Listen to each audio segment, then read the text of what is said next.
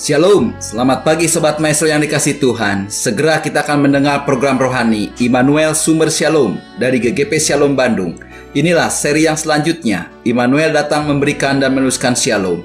Dengarkan dan terima firman Tuhan sebagai pegangan hidup hari ini. Selamat menikmati. Shalom, selamat pagi Sobat Maestro. Kita bersyukur kita boleh bertemu kembali dan kita boleh mendengar firman Tuhan sebelum kita melangkah masuk pada hari yang baru ini. Mari kita berdoa.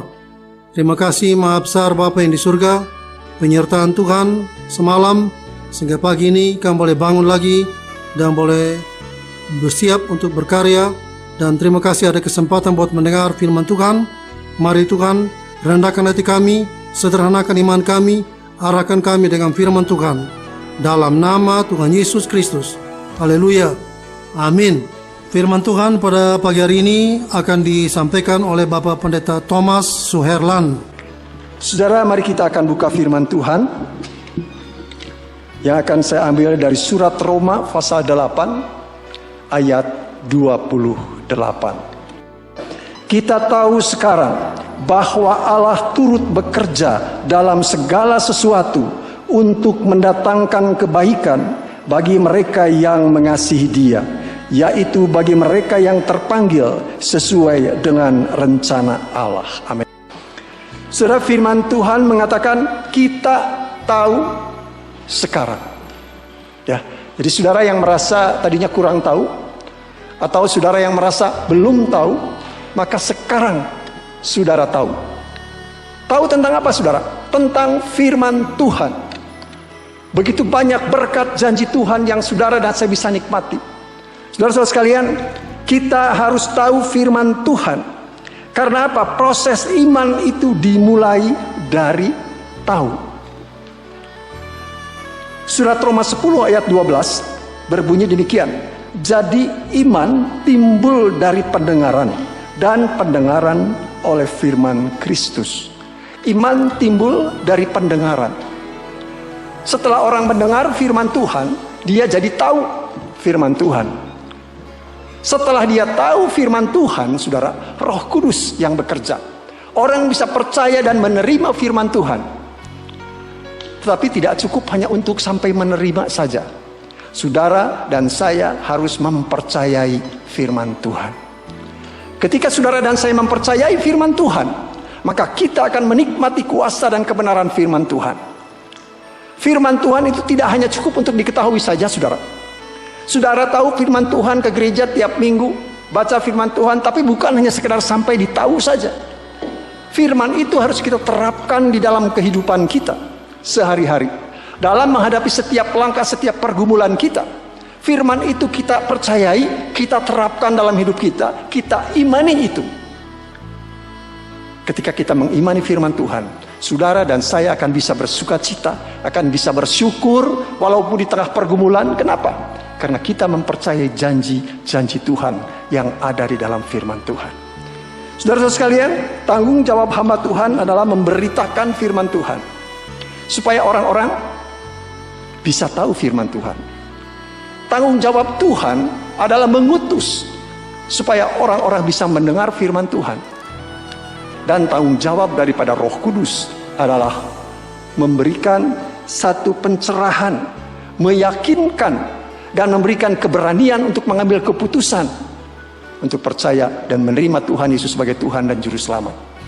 Kita tahu sekarang apa yang harus kita tahu di dalam Roma 8 ini, saudara.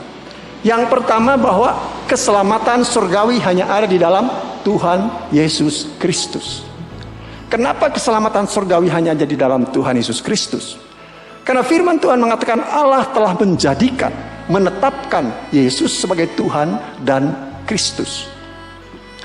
Firman Tuhan juga mengatakan bahwa Allah ingin mendamaikan dunia ini dengan dirinya oleh Kristus, tanpa memperhitungkan pelanggaran-pelanggaran orang-orang yang datang kepada Dia. Artinya apa, saudara? Siapapun dia, mungkin orang-orang sudah mengucilkan dia, melihat dia begitu buruk, dosanya begitu besar, tidak layak datang kepada Tuhan.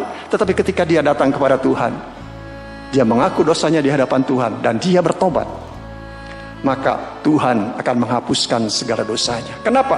Karena dia yang tidak mengenal dosa, Tuhan Yesus yang tidak mengenal dosa telah dibuatnya menjadi dosa, kata firman Tuhan, supaya saudara dan saya diselamatkan, dibenarkan di hadapan Allah karena Tuhan Yesus Kristus.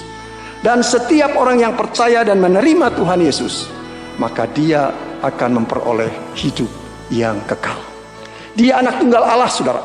Karena begitu besar Allah mengasihi dunia ini sehingga dia merelakan anak yang tunggal, Tuhan Yesus Kristus, untuk mati di atas kayu salib, menanggung dosa kita di dalam tubuhnya di kayu salib, kata firman Tuhan, supaya setiap manusia yang percaya diselamatkan.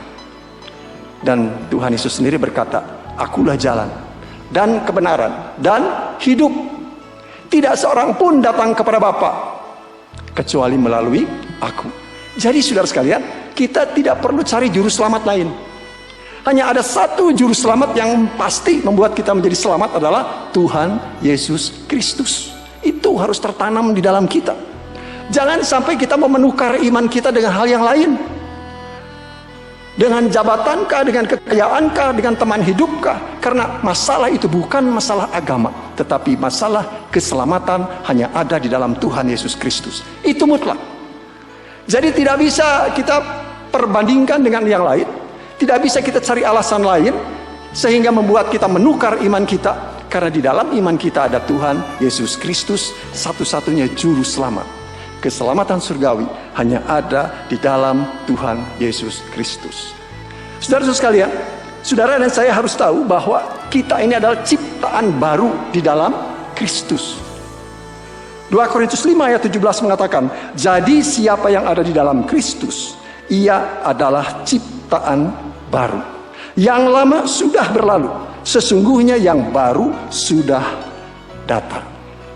Ini harus kita ingat baik-baik, saudara, bahwa saudara dan saya, kita setiap orang yang percaya kepada Tuhan Yesus sebagai Tuhan dan Juru Selamat, sebagai orang Kristen, kita adalah ciptaan baru. Tuhan ingin saudara dan saya menjadi betul-betul ciptaan baru. Kenapa? Karena segala yang lama sudah berlalu. Kita harus mempunyai kepribadian baru, punya cara berpikir yang baru, punya tingkah laku yang baru, punya kebiasaan yang baru. Jadi saudara dan saya tidak bisa santai-santai saja menjadi orang Kristen, saudara. Ada satu proses yang Tuhan inginkan terjadi dalam hidup kita. Tuhan ingin supaya saudara dan saya benar-benar menjadi ciptaan yang baru, karena yang lama sudah berlalu dan yang baru sudah datang. Jadi saudara, kita tidak bisa mengaku sebagai ciptaan baru tetapi kebiasaan kita masih lama, ya. Barangkali kita masih suka mabuk-mabukan, barangkali kita masih suka iri hati, barangkali kalau lihat orang lain maju, diberkati, kok kenapa diberkati, kok saya tidak, ya. Kita masih punya hal-hal yang suka menjelekkan orang lain.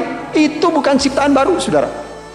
Ciptaan baru tidak bisa ditutup-tutupi, tidak bisa dibuat menjadi pura-pura baru. Harus betul baru.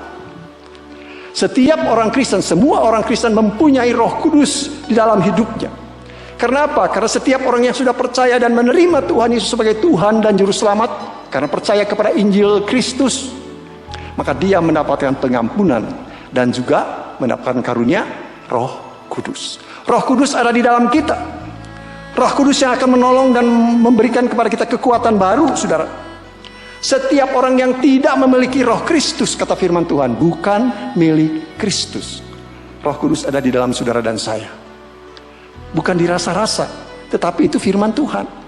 Saudara dan saya yang sudah percaya kepada Tuhan Yesus Kristus, berarti saudara dan saya mempunyai Roh Kudus. Ada satu persekutuan dengan Tuhan. Aku di dalam Bapa, kamu di dalam aku di dalam kamu, kata Tuhan Yesus.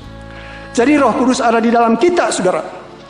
Karena Roh Kudus ada di dalam saudara dan saya, maka firman Tuhan mengatakan, kamu adalah bait Roh Kudus. Bait Allah, bait Roh Kudus. Kalau bait Roh Kudus artinya rumah Roh Kudus. Kalau si Badu, misalnya saya contoh ya, dia beli rumah, saudara. Siapa yang punya rumah itu setelah dia beli? Si Badu, kan? Jadi rumah itu sekarang diganti jadi rumahnya Badu, rumah Badu. Ya. Yang jadi tuan rumah si Badu. Yang berkuasa di rumah itu si Badu. Kalau sekarang kita adalah rumah Roh Kudus, bait Roh Kudus, maka seharusnya Roh Kudus yang ada di dalam kita, dia menjadi tuan rumah. Jangan saudara pikir Tuhan memberikan Roh Kudus tinggal di dalam kita untuk nemenin kita jalan-jalan, untuk melakukan kegiatan kita, cuman sekedar nemenin, bukan. Tetapi Roh Kudus ada di dalam kita untuk memproses kita. Roh Kudus itu harus menguasai hidup kita, memimpin hidup kita, sehingga kita bisa menjadi ciptaan yang baru dengan pertolongan Roh Kudus. Sehingga kita bisa memuliakan Tuhan, sehingga kita betul-betul bisa menjadi bait Roh Kudus yang hidup kudus, bertahan di dalam tantangan dunia ini. Karena saudara dan saya memiliki roh yang luar biasa. Kita biasa-biasa saja, tetapi roh yang luar biasa, Roh Kudus ada di dalam saudara dan saya, yang memberikan kita senantiasa kekuatan baru. Saudara, orang Kristen seringkali disebut sebagai anak Allah. Siapa yang bilang orang Kristen anak Allah? Sombong banget, berani-beraninya ngaku anak Allah ya. Tapi bukan orang Kristen yang memberi gelar anak Allah, saudara. Tuhan sendiri, setiap orang yang percaya dan menerima Tuhan Yesus sebagai Tuhan dan Juru Selamat, kata firman Tuhan, dia diberi kuasa untuk menjadi anak-anak Allah. Dan Allah sendiri yang mengaruniakan kepada kita sehingga kita disebut sebagai anak-anak Allah. Jadi saudara, bukan orang Kristen yang membuat kita memberi gelar anak Allah, bukan ya. Tapi Allah sendiri memberi kuasa menjadikan kita anak Allah. Saya pernah lihat di satu kantor, saudara, ada satu foto di dalam figura, direktur dan stafnya lagi difoto dengan Bapak Presiden Jokowi. Ya. Kenapa dipampang, ditaruh di kantor, saudara? Pas kalau tamu datang bisa lihat. Karena dia bangga. Ya, wah lihat tuh, saya difoto dengan Bapak Presiden. Padahal presidennya, wah gente, saudara ya. Kalau ketemu di jalan nggak tahu tuh. Tapi dia merasa bangga. Itu baru difoto. Apalagi kalau dia diangkat anak sama Bapak Presiden. Wah, siga nama. Ya. Apalagi sekarang saudara dan saya mendapat satu status yang luar biasa sebagai anak Allah. Allah yang menciptakan langit, bumi, laut, serta segala isinya. Allah yang luar biasa. Saudara dan saya anak Allah.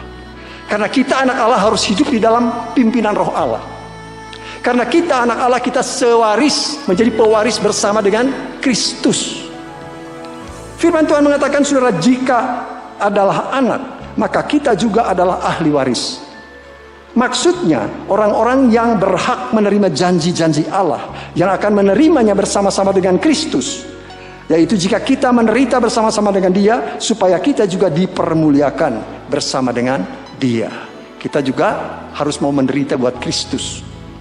Saudara-saudara sekalian, karena saudara dan saya adalah anak, kata firman Tuhan, maka kita semua ini berhak menikmati, menerima janji-janji Tuhan bersama dengan Kristus.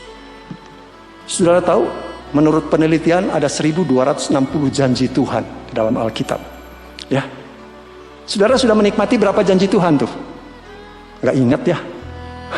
Jangan-jangan gak tahu lagi. Ya. Tapi hari ini harus tahu. Sekarang kamu tahu bahwa Tuhan itu punya janji di dalam Alkitab ini sampai 1000 lebih. Ya. Kalau ingin tahu, baca Alkitab. Kalau saudara tahu, maka saudara harus mempercayai. Ya. Saudara tahu firman Tuhan, maka saudara akan menikmati berkat firman Tuhan.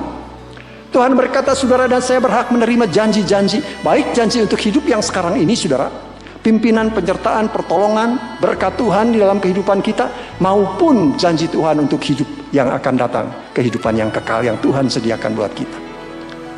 Kita harus menikmati janji Tuhan dengan iman yang sederhana, saudara ya. Percaya akan janji Tuhan, maka kita akan menikmati janji Tuhan itu dalam kehidupan kita.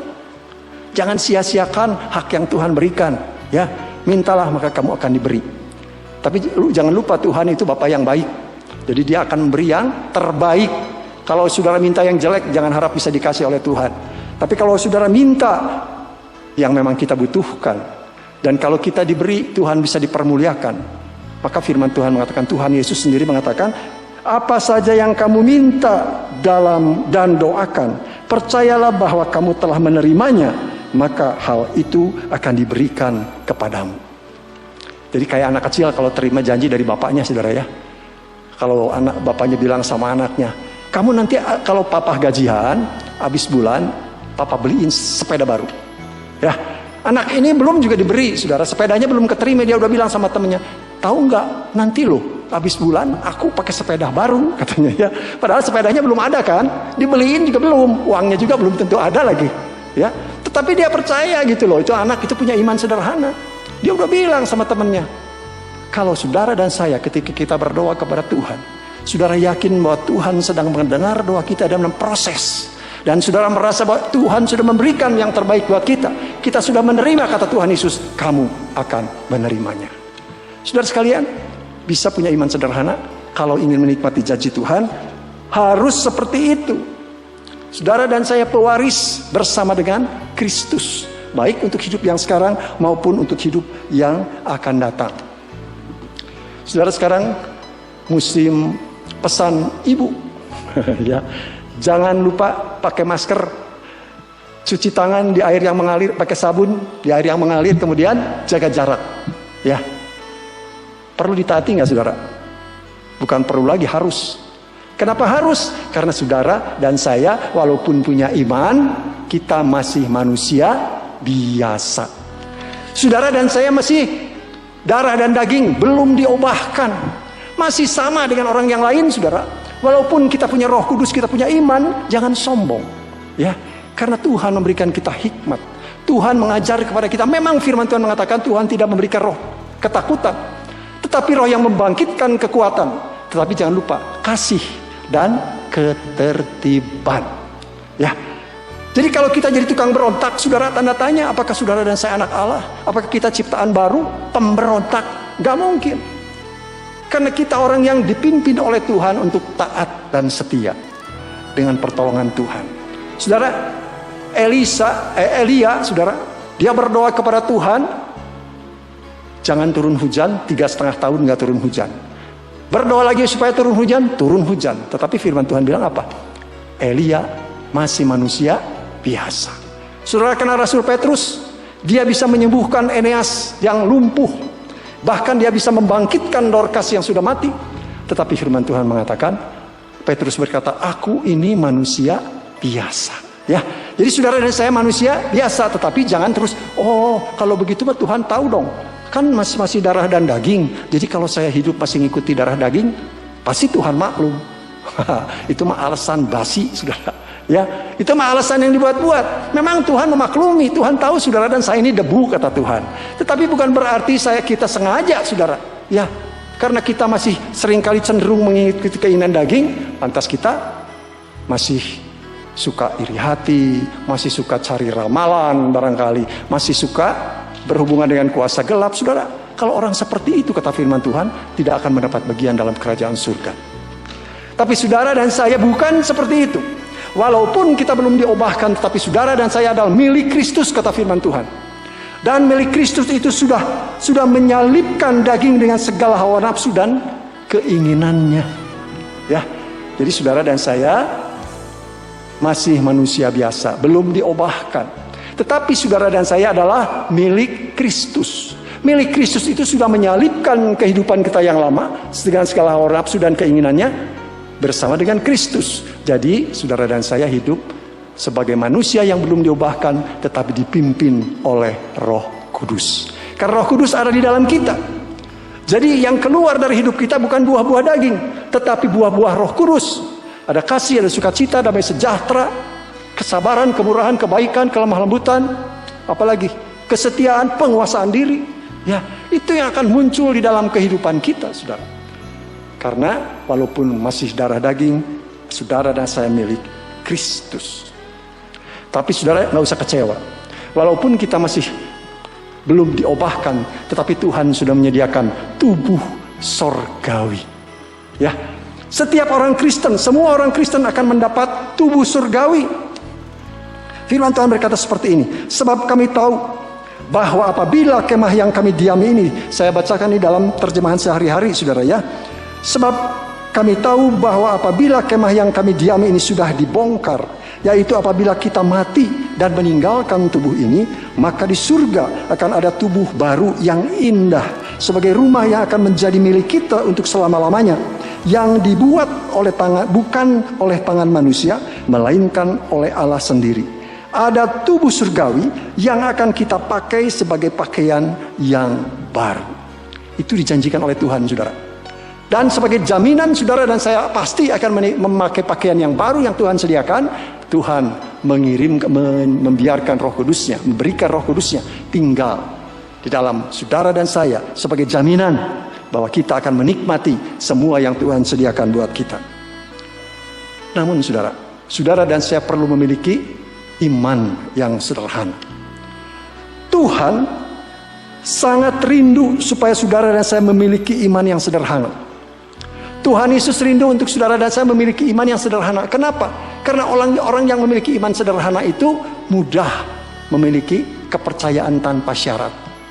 Ya. Tuhan Yesus di dalam doanya begini, saudara. Ya Bapa, Tuhan langit dan bumi, terima kasih karena Engkau menyembunyikan kebenaran dari mereka yang menganggap diri bijaksana dan menyatakannya kepada yang merasa diri kecil. Ya Bapa, Engkau memang berkenan berbuat demikian. Ya, itu Tuhan Yesus sendiri, saudara.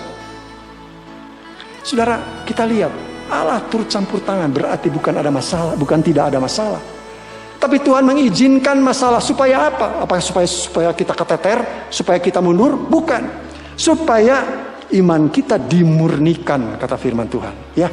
Jadi saudara dan saya kalau ada pergumulan berat, ada masalah berat, jangan terus hanjakal jadi orang Kristen. Sama-sama saja. Dia susah, saya susah. Nah kalau sudah ngomel begitu, saudara akan mundur dan jauh daripada Tuhan, daripada sumber kekuatan, daripada Allah yang mencampur tangan untuk kebaikan saudara dan saya. Padahal Tuhan siap. Allah itu setia, kata firman Tuhan. Dia tidak akan mengizinkan saudara dan saya untuk dicobai lebih dari kekuatan kita. Tuhan tahu saudara, masing-masing Tuhan tahu kekuatannya. Tidak akan pencobaan yang diizinkan melanda Ayub, melanda saudara, kalau saudara tidak kuat. Kenapa? Karena Tuhan mengukur dan tahu kekuatan kita. Jadi jangan khawatir saudara, aduh saya emang gak berani, Tuhan, saya menyerahkan hidup saya ke dalam tangan Tuhan. Bagaimana kalau saya kayak Ayub? Saya pernah berpikir begitu soalnya saudara. Bagaimana kalau saya dicobai kayak Ayub? Memangnya Tuhan itu siapa? Tuhan yang menciptakan langit, bumi, laut, serta segala isinya. Tuhan yang mempunyai nafas hidup kita. Tuhan yang punya rencana dari sejak kita di dalam kandungan ibu kita sampai akhir hidup kita. Jadi Dia itu yang punya segala-galanya. Dan Dia turut bekerja dalam segala sesuatu untuk mendatangkan kebaikan. Tuhan tidak punya rencana yang buruk. Jadi saudara-saudara sekalian, kita harus menyerahkan semua kepada Tuhan. Bahkan firman Tuhan mengatakan ketika kita menghadapi pencobaan, Tuhan sudah mempersiapkan jalan keluar. Saudara pegang ini, ya. Jadi ketika kita menghadapi pergumulan bagaimana berat pun, Tuhan tahu kekuatan kita. Tuhan tahu apa yang sanggup kita tanggung dan tidak. Dan yang penting ternyata Tuhan sudah menyediakan jalan keluar. Jadi sabar ya. Percayakanlah dirimu sepenuhnya kepada Tuhan dengan segenap hati dan jangan sekali-kali bersandar kepada pikiranmu sendiri. Biarpun otak ini berkata enggak mungkin, tapi bagi Tuhan tidak ada yang mustahil. Bukan hanya sekedar slogan saudara, tetapi itu nyata ketika kita imani bahwa apapun ada jalan keluar dari Tuhan. Saudara, itu memang penting. Setelah kita diberkati oleh Tuhan, jangan lupa menjadi berkat karena itu rencana Tuhan. Dan yang terpenting saudara, ada jaminan keselamatan buat saudara dan saya. Ya, setelah kita menikmati berkat-berkat Tuhan dalam kehidupan di dunia ini, Tuhan menjamin keselamatan. Kenapa? Karena Tuhan Yesus sendiri memberikan hidup yang kekal kepada saudara dan saya. Apakah kita mungkin bisa mempertahankan hidup yang kekal ini? Karena selagi kita masih ada di dalam dunia banyak tantangan, masalah dan persoalan. Padahal hidup yang kekal itu akan kita terima kalau akhir hidup kita. Apakah mungkin kita bisa bertahan? Mungkin. Kenapa? Karena Ia juga yang akan meneguhkan kamu, kata firman Tuhan, sampai kesudahannya sehingga kamu tidak bercacat celah pada hari Tuhan. Ada jaminan keselamatan. Ya, saudara yang sudah memiliki Tuhan Yesus Kristus jangan mundur. Pasti selamat. Kenapa? Asal kita mendekat kepada Tuhan. Tetap bersekutu. Tuhan memberikan kekuatan baru. Ada masalah sebagai orang Kristen, tetapi ada kemenangan. Mari kita berdoa. Terima kasih Maha Besar Bapa yang di surga. Tuhan telah berbicara, Tuhan telah berfirman. Biarlah Tuhan juga yang menyempurnakan, meneguhkan, dan membenarkan setiap firman yang telah kami dengar pada pagi hari ini. Dan Tuhan sendiri juga yang memimpin kami dalam seluruh kegiatan kami pada hari ini. Tuhan memberkati semua yang telah mendengar pada pagi hari ini. Yang sakit Tuhan sembuhkan, yang lemah Tuhan kuatkan, yang ragu-ragu Tuhan mantapkan. Ada masalah-masalah dalam rumah tangga, dalam usaha dan pekerjaan, Tuhan pimpin keluar yang satu kemenangan. Tuhan memberkati juga Radio Maestro dengan segala pergumulannya, sehingga melalui radio ini nama Tuhan boleh dipermuliakan. Dalam nama Tuhan Yesus Kristus. Haleluya. Amin. Kita telah mendengarkan firman Tuhan yang berkuasa, meneguhkan, menyegarkan, bahkan memulihkan kita. Kalau saudara ingin pelayanan konsultasi lebih lanjut, saudara bisa menghubungi GGP Shalom, Jalan Semar nomor 36 Bandung, telepon 6012-604. Saudara-saudara yang belum mengambil keputusan di mana saudara akan hidup berjemaat, saudara dan keluarga bisa berbakti bersama kami pada hari Minggu, jam 7, jam 9 pagi, dan setengah 5 sore. Kami mengundang dan menanti saudara sampai bertemu kembali pada waktu dan gelombang yang sama. Tuhan memberkati.